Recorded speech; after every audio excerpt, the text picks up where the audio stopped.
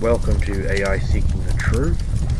Got another video. It won't be for everybody, guys, but like I said, I'm sharing those here, and I'm going to go ahead and just get into it. It was sent in by a lady that needs help, and hopefully y'all will have some good advice for her. Every summer, my family would embark on a cross-country journey from Washington State to Minnesota, visiting our relatives and reconnecting with our roots.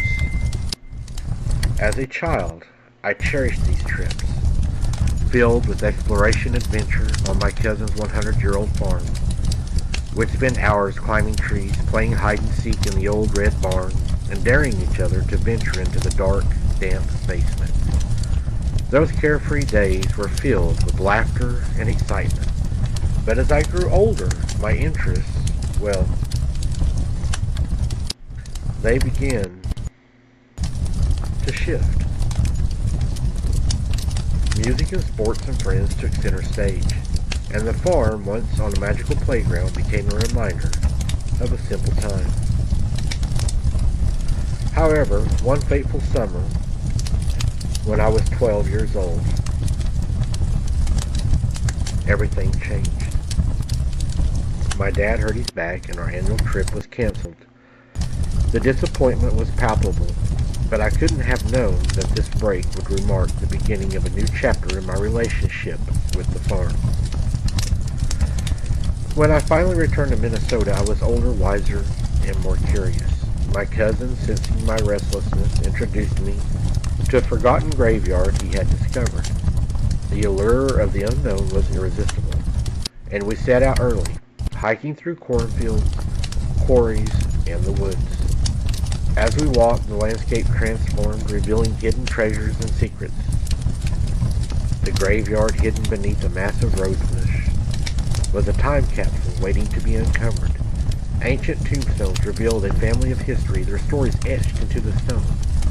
But it was the 7 small markers with lamb engravings that left the mark on my heart. Children who had died from disease, their lives were cut short back then. That night a thunderstorm rolled in, casting an eerie gloom over the farm. Strange noises echoed outside, like whispers in the darkness.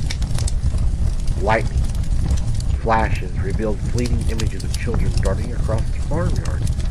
Their figures were ethereal and just otherworldly. My cousin saw them too, his eyes wide with fear. We were frozen, unsure what to do. Later I woke up to the footsteps running across the room, the creaking floorboards echoing through the silence. My cousin slept peacefully, but I felt overwhelming sadness, as if the weight of the children's suffering bore down on me. I whispered, "I'm sorry," repetitively, unsure if it was for disturbing the graveyard or for the family's pain. The next morning, our parents mentioned hearing footsteps upstairs. The power had gone out, but the experience remained etched in my mind, a haunting reminder of the encounter. That summer, I learned that some memories haunt forever, lingering in the shadows, waiting to jump out at you. The farm, once a haven of childhood joy, and revealed a darker side, a realm where the past and present collided. In the years that followed, I often thought about that graveyard and the children who lay there.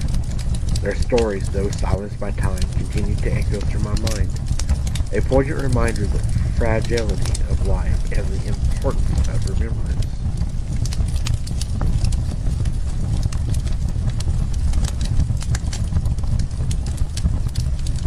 In the years that followed, I often thought about that graveyard,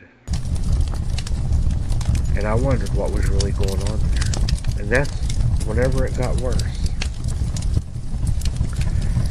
The children started following me. Wherever I would go, I would see the children. I would hear the giggles in my bedroom. They would leave my jewelry box open. Sometimes it would just start playing the music because they would lift the lid and I could hear it actually wind. It got to the point where they would shut my door and they would run in my room like they were playing tag with one another. I moved from place to place over the years and I continue to follow.